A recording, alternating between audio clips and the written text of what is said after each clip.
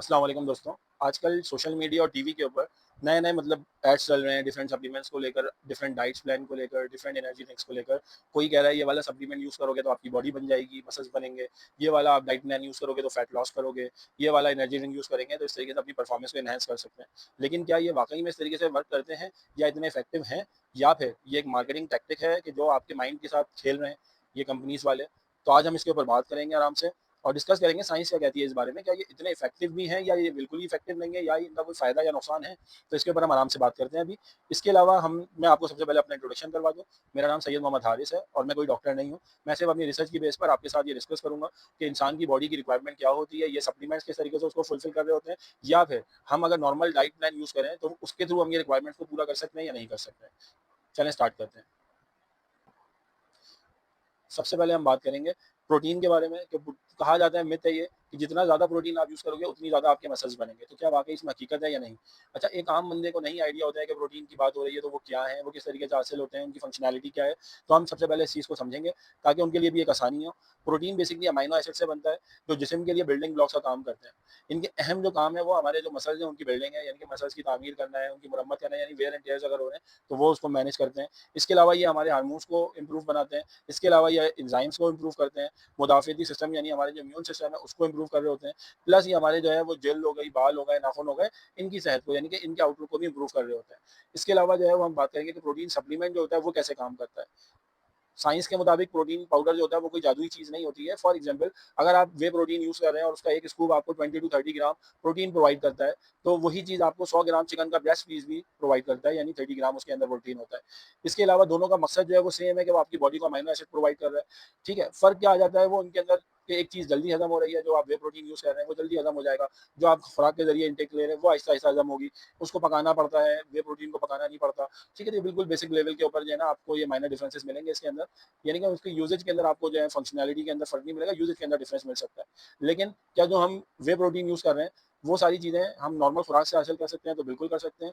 हमारे यहाँ यानी कि अगर आप अपनी नॉर्मल डाइट के अंदर अंडों का यूज़ कर रहे होते हैं, चिकन का यूज़ कर रहे होते हैं, मछली का यूज़ कर रहे हैं, गोश्त आप यूज़ कर रहे हैं, दूध अगर आप डेली इनटेक ले रहे हैं, दही आप यूज़ करते हैं, पनीर हो गया, दालें हो गई, चने हो गए, लोबिया हो गई, सोया हो गया। इसके अलावा भी और बहुत सारी चीज़ें हैं जिससे आपको यानी कि प्रोटीन आपका जो डेली रिक्वायरमेंट है वो आराम से मिल सकता है। तो अगर आप ये चीज़ें यूज़ करें तो आपको इज़ाफ़ी प्रोटीन यूज़ करने की या वे प्रोटीन यूज़ करने की बिल्कुल भी ज़रूरत नहीं है, क्योंकि ज़्यादा खाने से ज़्यादा फ़ायदा नहीं मिलता है। आपकी बॉडी की रिक्वायरमेंट होती है, आपने उस रिक्वायरमेंट के हिसाब से इनटेक लेना होता है। अगर आप बॉडी की रिक्वायरमेंट के हिसाब से अपना इनटेक रखेंगे तो आपको फ़ायदा देगा। ज़्यादा यूज़ करेंगे तो कोई भी चीज़ हो, उसकी ज़्यादती जो होती है वो एट द एंड आपको कहीं न कहीं नुकसान करती है। तो हम बात करते हैं अभी साइंस के हवाले से कि साइंस इस हवाले से क्या कहती है। साइंसी डिफरेंट तहकीक से या रिसर्च से पता चलता है कि 2 अफ़राद अगर बराबर मिकदार में प्रोटीन खाएँगे, फॉर एग्ज़ाम्पल एक बंदा जो है वो खुराक से हासिल कर रहा है प्रोटीन, एक बंदा जो है उसने बोला नहीं मैं खुराक नहीं कर सकता, मैं जो हूँ वो व्हे प्रोटीन यूज़ करूँगा, सप्लीमेंट यूज़ करूँगा। तो वो जो है ना अगर इनटेक उनका सेम है तो उनके जो मसल्स बिल्डिंग है वो नॉर्मल होगी, यानी कि एक ही तरीके से होगी, बहुत वेरिएंस नहीं आएगा उसके अंदर। इसके अलावा जो है ना असल अहमियत जिस तरह हमने पहले डिस्कस किया कि टोटल कितना आप इनटेक ले रहे हैं उसकी है, बजाए इसके कि किस सोर्स से ले रहे हैं उसके। सोर्स इम्पोर्टेंट नहीं है, उसका अमाउंट इम्पोर्टेंट है कि वो कितना ले रहे हैं आप। ठीक है? इसके अलावा ये जो प्रोटीन पाउडर है ये कोई मैजिक नहीं होता है। ये आपको उसी तरीके से काम करता है कि जिस तरीके से अगर आप अपना नॉर्मल डाइट में लेंगे तो सेम आपको फ़ायदा मिलेगा।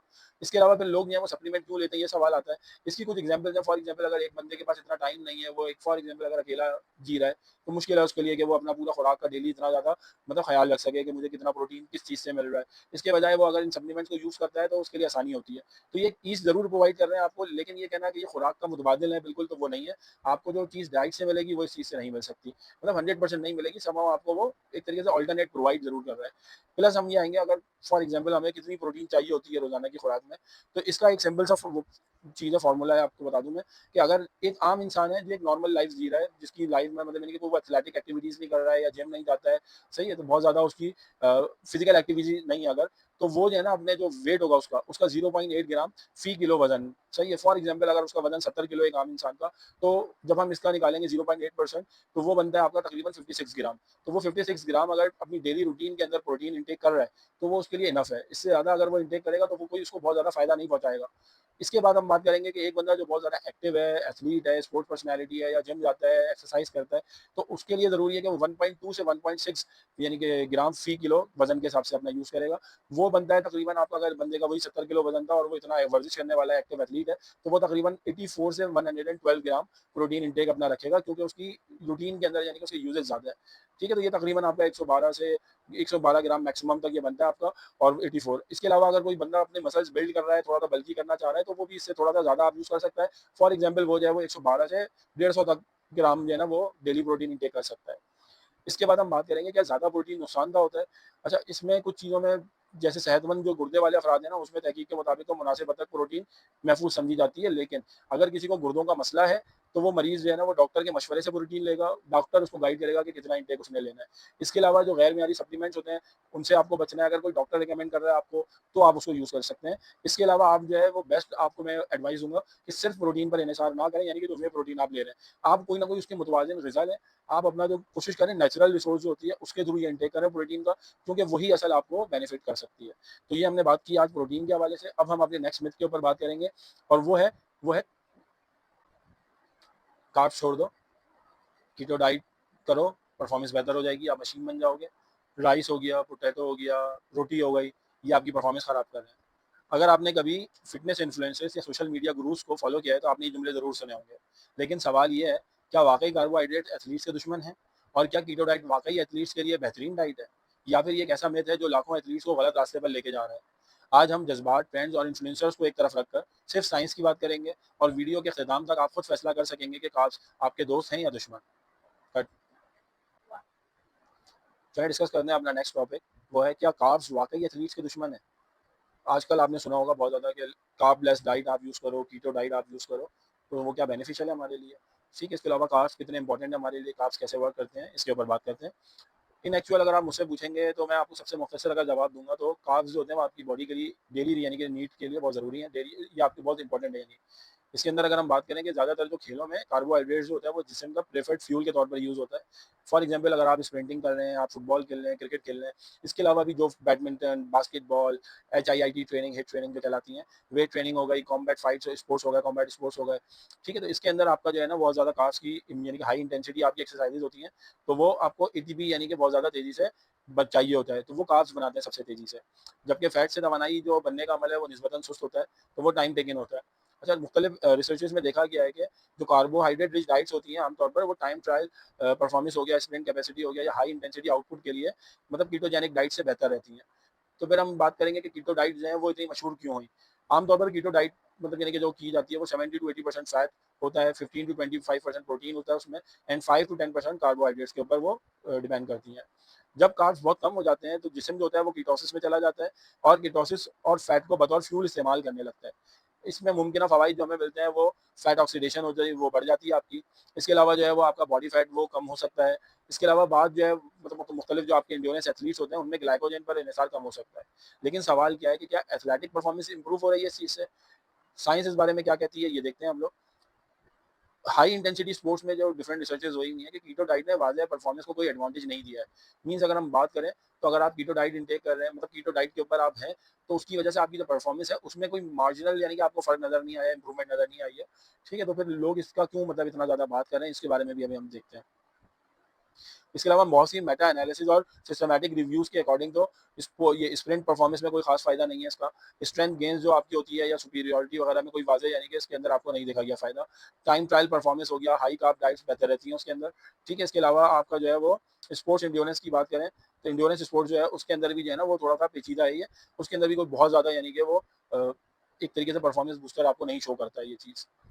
अगर हम बात करें 2020 की एक मारूफ रिव्यू यानी कि काफ़ी फेमस यानी कि रिव्यू था, जिन्होंने ये एक नतीजा निकाला था कि एंड्योरेंस एथलीट्स जो होते हैं ना, उसमें कीटोजेनिक डाइट जो होती है वो फैट ऑप्टिमाइजेशन तो बढ़ा देती है, लेकिन परफॉर्मेंस इंप्रूवमेंट के सबूत उसमें नहीं हम लोगों को मिल रहे कहीं भी।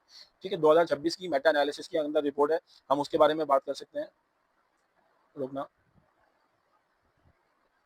अब हम बात करते हैं कीटो डाइट की। कीटो डाइट के अंदर कार्बोहाइड्रेट्स इंतहाई कम कर दिए जाते हैं। आमतौर पर 5 से 10% आमतौर पर 5 से 10% जो है हम लोग कार्ब्स के थ्रू कैलोरीज ले रहे होते हैं, जबकि 70 टू 80% कैलोरीज हमारी जो है वो फैट्स के थ्रू आती हैं, और रिमेनिंग हमारी जो कैलोरीज हैं वो हम लोग फिर प्रोटीन्स के जरिए हासिल करते हैं। जब जिस्म को यानी जब हमारी बॉडी को कार्बोहाइड्रेट्स नहीं मिलते हैं तो ग्लाइकोजन स्टोर्स जो हैं वो कम हो जाते हैं। इसके बाद जिस्म जो है वो फैट को तोड़कर कीटोन्स बनाना शुरू कर देता है और फिर इन्हीं कीटोन्स को फ्यूल के तौर पर इस्तेमाल किया जाता है। इस प्रोसेस को कीटोसिस कहा जाता है। यहाँ एक बात समझना बहुत ज़रूरी है, वो मुकम्मल यानी कि कीटो मुकम्मल तौर पर गलत नहीं है। बाज़ हालात में लोग इससे फ़ायदे भी उठा सकते हैं। फॉर एग्ज़ाम्पल वेट लॉस के अंदर, एपेटाइट कंट्रोल के अंदर, ब्लड शुगर मैनेजमेंट के अंदर, इसके अलावा इंक्रीज़ फैट बर्निंग के लिए। लेकिन असल सवाल ये नहीं है कि आम आदमी इससे कितना फ़ायदा उठा रहा है। असल सवाल ये है क्या एथलीट्स के लिए कीटो बेहतरीन है या नहीं? यहाँ से असल बहस शुरू होती है। स्पोर्ट्स में 2 तरह की एक्टिविटीज़ होती हैं, लो इंटेंसिटी एक्टिविटीज़ होती हैं, हाई इंटेंसिटी एक्टिविटीज़ होती हैं। मसला ये है कि फैट बहुत ज़्यादा एनर्जी फराहम कर सकता है, लेकिन फैट एनर्जी को तेज़ी से पैदा नहीं कर सकता। मतलब ये आपकी बॉडी की अगर रिक्वायरमेंट फ़ौरन इमीडिएट अगर आपको एनर्जी चाहिए, तो फैट फौरी फ्यूल नहीं प्रोवाइड कर सकता, आपकी बॉडी को एनर्जी प्रोवाइड नहीं कर सकता। तो कार्बोहाइड्रेट जबकि आपकी बॉडी को फौरी एनर्जी प्रोवाइड कर सकता है।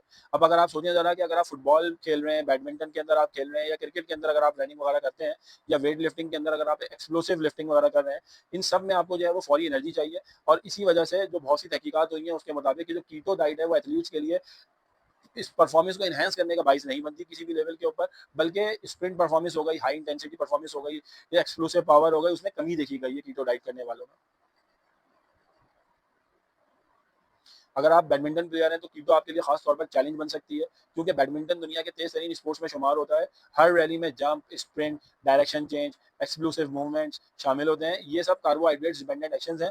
इसी तरह फुटबॉल में 90 मिनट के दौरान बार बार स्प्रिंट करना पड़ता है। अगर आप ग्लाइकोजन स्टोर्स कम हो तो रफ्तार कम हो सकती है, आप जल्दी फटीग का शिकार हो सकते हैं, थकन आ सकती है आपको, परफॉर्मेंस आपकी ओवरऑल परफॉर्मेंस इफेक्ट कर सकती है। अब कुछ लोग ये कहेंगे कि मैंने सुना है कि मैराथन रनर्स कीटो इस्तेमाल करते हैं। ये बात जुज़वी तौर पर यानी कि कुछ दुरुस्त भी हो सकती है। यानी अल्ट्रा एंड्योरेंस एथलीट्स हैं अपने जिस्म को फैट बर्निंग के लिए अडॉप्ट करते हैं, लेकिन यहाँ भी एक दिलचस्प हकीकत मौजूद है। दुनिया के बहुत से एलीट एंड्योरेंस एथलीट्स अहम मुकाबलों से पहले कार्बोहाइड्रेट्स इस्तेमाल करते हैं, क्योंकि आखिरकार जिस्म को तेज़ एनर्जी की भी ज़रूरत पड़ती है। तो क्या कार्ब्स एथलीट के दुश्मन हैं? साइंस का जवाब है नहीं। दर हकीकत अक्सर स्पोर्ट्स में कार्बोहाइड्रेट एथलीट के सबसे अहम फ्यूल होते हैं और कीटो डाइट बुरी है? इसका जवाब है नहीं। देखिए, दोनों चीज़ों को हम लोगों ने देखना पड़ेगा। हर चीज़ मुकम्मल तौर पर सही नहीं हो सकती और मुकम्मल गलत नहीं हो सकती। तो हम आपको इस चीज़ के बारे में अगर ये बोलूँ कि कीटो मुकम्मल तौर पर गलत है, तो नहीं, बिल्कुल नहीं। लेकिन अगर आप फुटबॉल खेलते हैं, बैडमिंटन खेलते हैं, स्प्रिंटिंग करते हैं, स्ट्रेंथ ट्रेनिंग वगैरह करते हैं, तो कार्बोहाइड्रेट्स एक मकदार में लेना मुनासिब है। परफॉर्मेंस और रिकवरी यानी कि वो आपको ज़्यादा बेहतर कर सकता है। और असल मसला जो है वो कार्ब्स नहीं है, असल मसला मिस इन्फॉर्मेशन है। और शायद फ़िटनेस इंडस्ट्री का सबसे बड़ा मिथ यही है कि तमाम कार्ब्स बुरे हैं, जबकि हकीकत में सही मिकदार में प्रोटीन्स लेना, कार्बोहाइड्रेट्स लेना और हेल्दी फैट्स का इम्तिज़ाज ही बेहतरीन आपको एथलीट न्यूट्रिशन प्रोवाइड कर सकता है। अगर आप एथलीट्स हैं या स्पोर्ट्स साइंस में दिलचस्पी रखते हैं तो कमेंट्स में ज़रूर बताएं आप कार्ब्स के हक में हैं या कीटो के, और क्या आपने कभी कीटो डाइट आजमाई है। अगर वीडियो पसंद आई हो तो लाइक, शेयर और सब्सक्राइब करना ना भूलें।